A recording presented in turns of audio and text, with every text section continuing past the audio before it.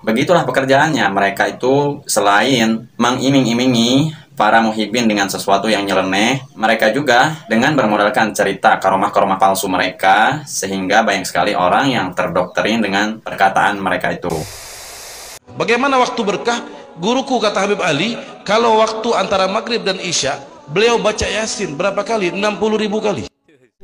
Bismillahirrahmanirrahim.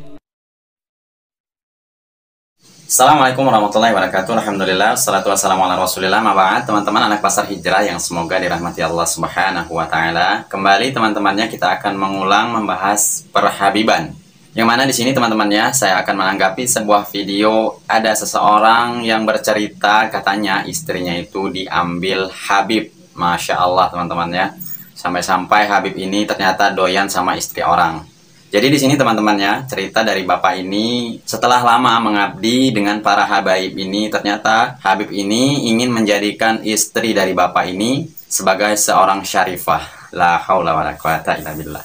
Begitu hebatnya teman-temannya, dengan gelar Habib palsu mereka seenaknya berbuat semau mereka, sampai-sampai istri orang aja diembat, bahkan ingin dijadikan istrinya. Padahal teman-temannya, sebuah nasab itu bukanlah suatu jaminan mereka pasti masuk surga.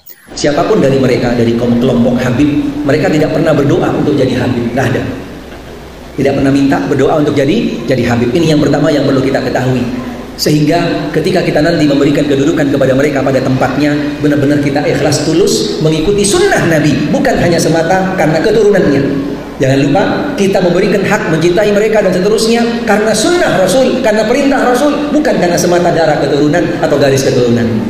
Oke teman-temannya, untuk menyingkat waktu, coba kita langsung simak saja pernyataan dari bapak ini yang ciri khas logat bahasa Jawanya menjelaskan istrinya itu ingin diambil atau ingin dinikahi oleh seorang Habib. Nanti kita akan coba terjemahkan teman-temannya bagi teman-teman yang tidak menguasai bahasa Jawa. Coba kita langsung simak videonya.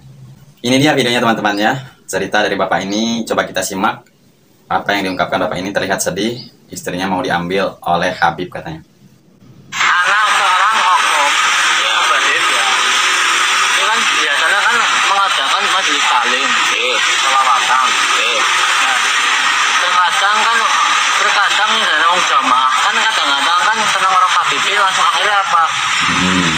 Membanggakan majelis Habib ya kali ya. Ibaratnya kayak gitu.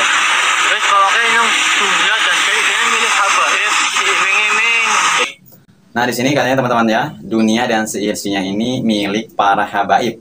Disitulah bapak ini diiming-imingi katanya. Iming-iming kayak dengan orang melu yang berarti yang kudu termasuk golongan ahli baitnya Rasul. Kayak gitu. Boleh ngimingi besul jadi nggak? Boleh ngimingi kayak gitu. Akhirnya manut. Manut apa ibarat cok nang Habib gue yang palsu gue. Bahwasanya nang jenengan kumpul karo Habib, anak jenengan bisa jadi syarifah apa. Nah di sini bapak ini katanya kalau kumpul dengan para habaib, jadi nanti anaknya itu akan menjadi syarifah katanya. Jadi doktrinnya kayak gue, di medeni ini kayak gue. Akhirnya ke Jawa. Jadi bapak ini teman-temannya katanya diiming-imingi oleh Habib tersebut, nanti jika berkumpul dengan para habaib palsu ini maka anaknya akan menjadi syarifah katanya. Memang Habib ini teman-temannya tambah lama tambah kurang ajar, sampai-sampai mereka berani sekali mengganggu istri orang dengan mengiming-imingi sesuatu yang tidak masuk akal. Katanya jika istri kita berkumpul dengan Habib, anak-anak kita nanti akan menjadi syarif atau syarifah. Tentu ini pembodohan teman-temannya. Mereka ini seolah-olah bangga sekali dengan nasab mereka yang belum jelas itu. Tapi alhamdulillah teman-temannya, bapak tadi segera sadar dan tidak percaya dengan iming-iming Habib tersebut. Karena yang memang seharusnya begitu. Apalagi mereka hanya bermodalkan cerita-cerita dongeng dan cerita palsu mereka dari jalur nasab mereka sendiri.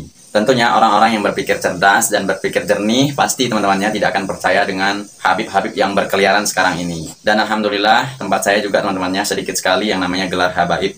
Sebenarnya teman-temannya, iming-iming seperti ini atau doktrin-doktrin seperti ini sudah sering kali kita mendengar dari cerita-cerita muhibbin yang telah insaf dan telah meninggalkan untuk mengikuti para habib gadungan ini. Dikarenakan ya mereka itu memang begitulah pekerjaannya. Mereka itu selain mengiming-imingi para muhibbin dengan sesuatu yang nyeleneh, mereka juga dengan bermodalkan cerita karomah-karomah palsu mereka, sehingga banyak sekali orang yang terdoktrin dengan perkataan mereka itu. Salah satunya cerita Habib ini teman-temannya, yang katanya itu ada seorang Habib katanya itu membaca surat Yasin dari maghrib sampai isya itu mencapai 60.000 kali. Coba kita simak videonya. Sampai beliau dalam managibnya bercerita, guruku kata Habib Ali, Habib Abu Bakar At-Tos, itu kalau waktu antara maghrib dan isya, Allah berkahi waktunya. Waktu berkah. Bagaimana waktu berkah? Guruku kata Habib Ali, kalau waktu antara maghrib dan isya, beliau baca Yasin berapa kali? 60.000 kali. Bayangkan, kita baca Yasin berapa? Paling 2 kali lah mentok azan isya sudah. Atau mungkin sekali lah sama tahlilnya. 60.000 kali baca Yasin baru isya. Waktu yang berkah. Karena kalau bukan beliau baca cepat Yasin, enggak, baca pelan biasa. Ya, kok bisa? Karena waktunya diberikan keberkahan. Orang kalau waktu berkah, waktu sedikit bisa digunakan dengan amal yang banyak. Makanya orang dulu bisa hatam sehari 4 kali, 8 kali Quran, ya begitu. Allah berikan keberkahan dalam waktunya. Itu gurunya Habib Ali tadi, Habib Bakar At-Tos. Dari mana coba teman-temannya perkataan seperti ini?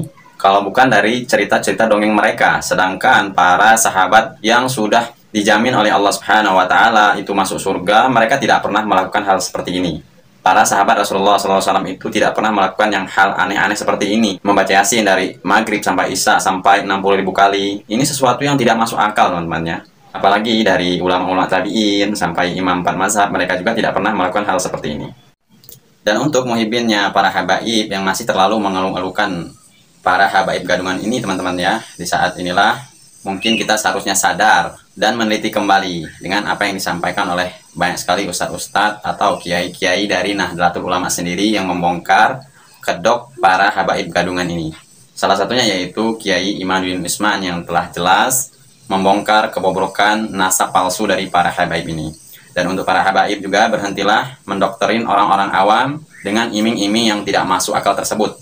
Jika kalian ingin berdakwah di Indonesia ini, maka berdakwahlah dengan sesuai apa yang disampaikan oleh Rasulullah SAW. Karena jalur nasab kalian belum tentu bisa menyelamatkan kalian dari siksa api nerakanya Allah Subhanahu wa Ta'ala. Semoga video saya ini bermanfaat. Wassalamualaikum warahmatullahi wabarakatuh.